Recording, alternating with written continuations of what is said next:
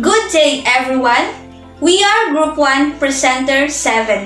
In this video, we are going to discuss the individual learning strategies. These are self-assessment, learning log, and collaborative writing. But before we proceed to the discussion, allow me to introduce my group mates. Our group leader is Ms. Nina M. Bulawan. Our assistant group leader is Mr. Jasper O. Estabilio. Our script writer is Ms. Jessamay B. Makahilig. Our proofreader is Mr. Georgie C. Amolwan. And our video editor, yours truly, Ms. Leah Jane L. Alabastro. Let's define first individual learning.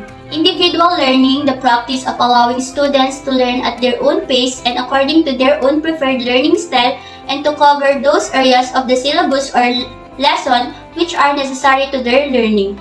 So, individual learning used to encouraging pupils to work separately on individual tasks. For example, using work cards rather than working as a group or class. This alternative meaning does not necessarily imply the practice of differentiation. See also individual learning plan and personalized learning. Individual learning give a benefits to students like improve academic performance, increase motivation and confidence, greater student awareness of their limitation and their ability to manage them, enabling teachers to provide differentiated tasks for students, and lastly, fostering in social inclusion by countering alienation. So in individual learning strategies, we have self-assessment. Self-assessment is one of those teach a man to fish concepts. Once students understand how to self-assess, they will be more equipped to learn in all aspects of their life. At the very basic level, self-assessment is simple. Students need to think. What was I supposed to learn? Did I learn it? What questions do I still have? These formative assessments help students and teachers understand where they are at in their learning. The more students learn to do this at your direction and the more techniques they must self-assess, the more likely they are to inherently do it on their own. So in self-assessment, this is the evaluation of students' own work and progress. It also helps students to assess what they know, do not know, and want to know. They recognize their own strengths and weaknesses. So self-assessment promotes responsibility and independence among students, and it is very important because it provides students with an opportunity to think metacognitively about their learning and students who are pursuing higher education.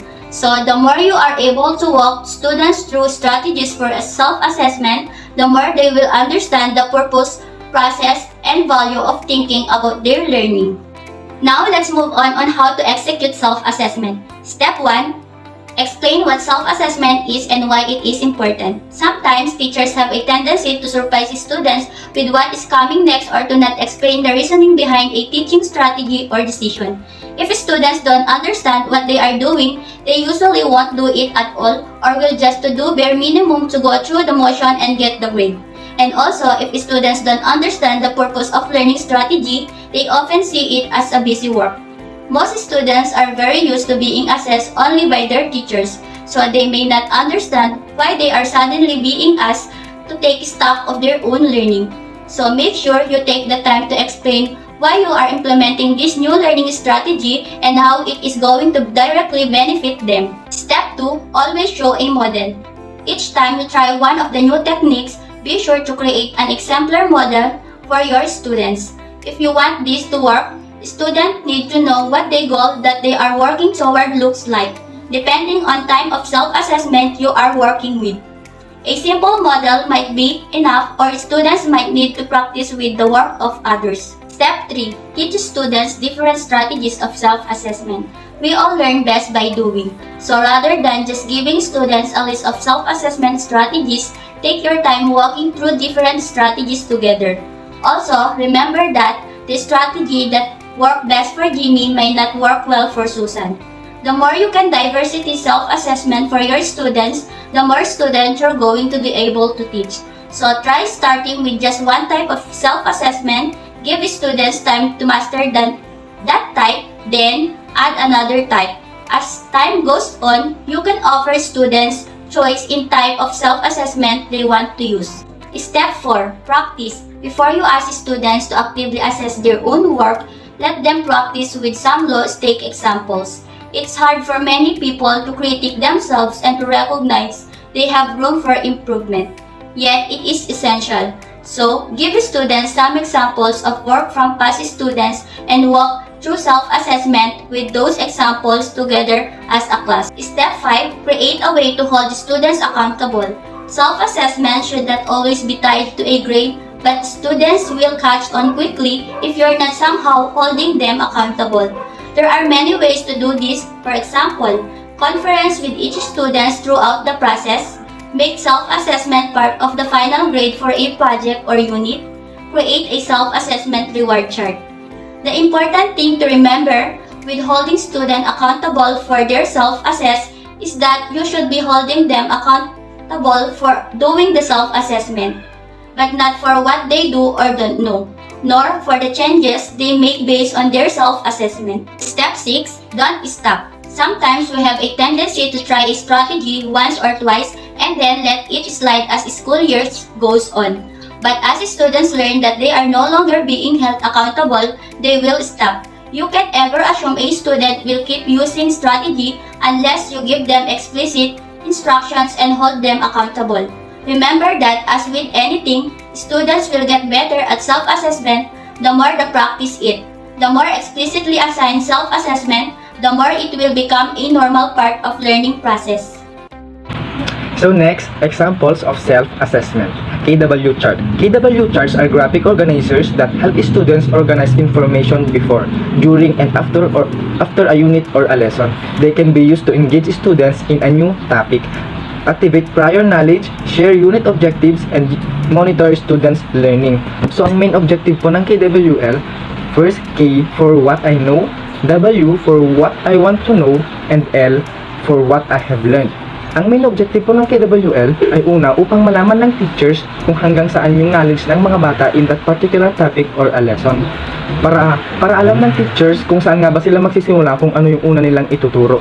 Second, ay upang malaman ng teachers kung ano pa ba ang gustong malaman ng mga bata or ng mga students about the topic. In this way po, ay makakapag-ready yung teachers at magiging maayos yung flow ng discussion. And lastly, ay upang malaman ng teachers kung may natutunan ba yung mga bata sa lesson, and that is all about KWL.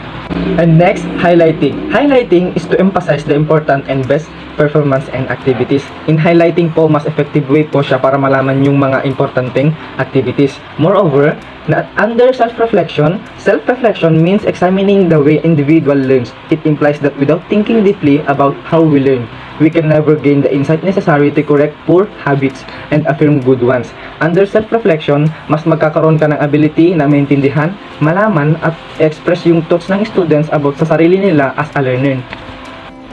And the last example of self-assessment is the rubrics. Rubrics is an evaluation tool or set of guidelines used to promote the consistent application of learning expectations, learning objectives, or learning standards in the classroom. When we say rubrics ay isa po sa important tool para ma-maintain ang kaayusan ng learning ng mga bata in the classroom. Now, let's move on to Learning Log. A Learning Log or Learning Journal is a way for children to record their learning and progress around topic they are learning at school. They are increasingly adopted by schools as an alternative to traditional homework tasks. Learning logs also allow children to complete more creative tasks around academic subjects to make home learning more engaging.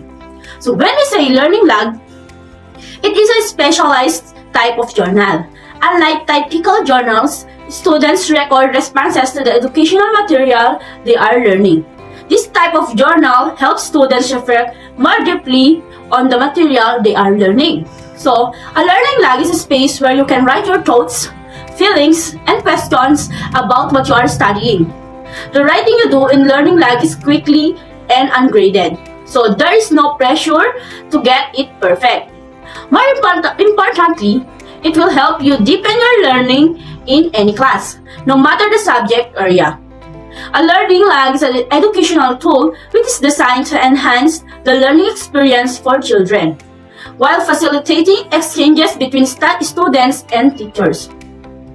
Also, learning logs are used in school all over the world, and there are a number of different approaches to them. In addition to being used in conventional school environments, learning lags can also be very beneficial to homeschoolers and other students pursuing non-traditional education. So now, let's move on to the benefits of learning lags. First, they allow children to approach topic in a way that is helpful to them. A typical learning lag takes the form of notebook that belongs to the students and can be used in a variety of ways. Children take the lead role in sharing and developing their knowledge and understanding, and also displaying these in a range of styles. They are not constrained by a worksheet or limited to what they can show off their understanding of a topic. For example, students might be asked to take 5 minutes at the end of the class to write in their learning logs about what they learned. This provides an opportunity for students to organize their thoughts and to generate questions that they might have about the day's lesson. In short, learning logs help students to learn in their own pace. Now, let's move on to the second benefit. Learning logs encourage creativity. So, the lags focus on developing children's creativity and also independence and love for learning. Each lag is unique record of the children's thinking and learning. The children can learn in their preferred style. They can write words, phrases or sentences, draw pictures, add labels and captions, stick in photographs, type on the computer, and stick the result in, add speech bubbles, post-it notes, etc. The possibilities are endless. Children can reflect on and illustrate their learning and their ability to learn in a variety of different ways. Now, for the third benefit, they help to expand and consolidate classroom learning. So, teachers and students can work together with the learning log to set clear goals and document the processes used to accomplish those goals. For example, at the beginning of the semester, a student might sit down with a teacher and generate a list of topics with which he or she should be familiar by the end of the semester.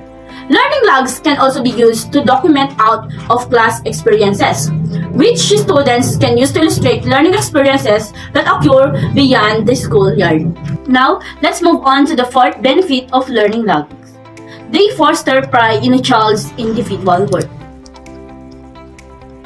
A learning log helps you to evaluate learning experiences at your own level.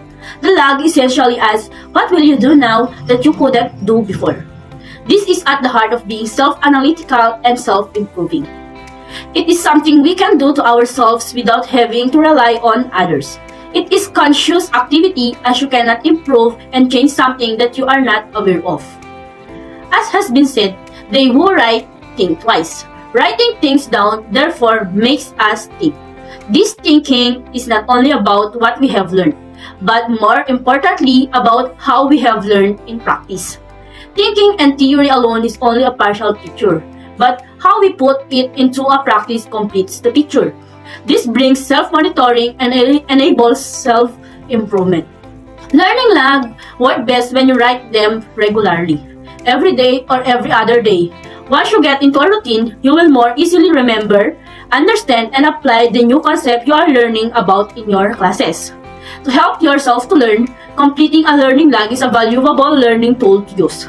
Learning takes place in a spiral, and by examining the learning spiral step, doing, reflecting, reconsidering, reconstructing, revising, and new doing. Then, we can expose how learning logs will reinforce your learning.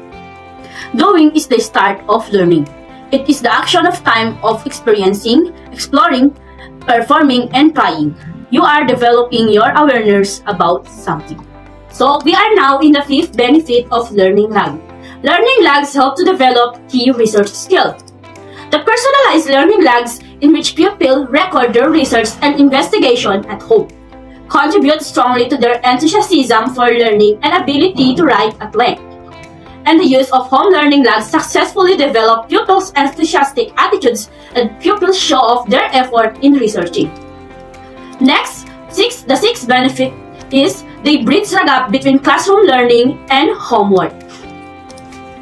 The lags also support adults or parents at home in knowing more about their child's learning in school, and it also supports adults in understanding more about their child's level of learning. Parents may be involved with the learning lag. Some learning lags include documentation of homework assignments, which parents can use to monitor their children and confirm that they are doing all their assignments or homework.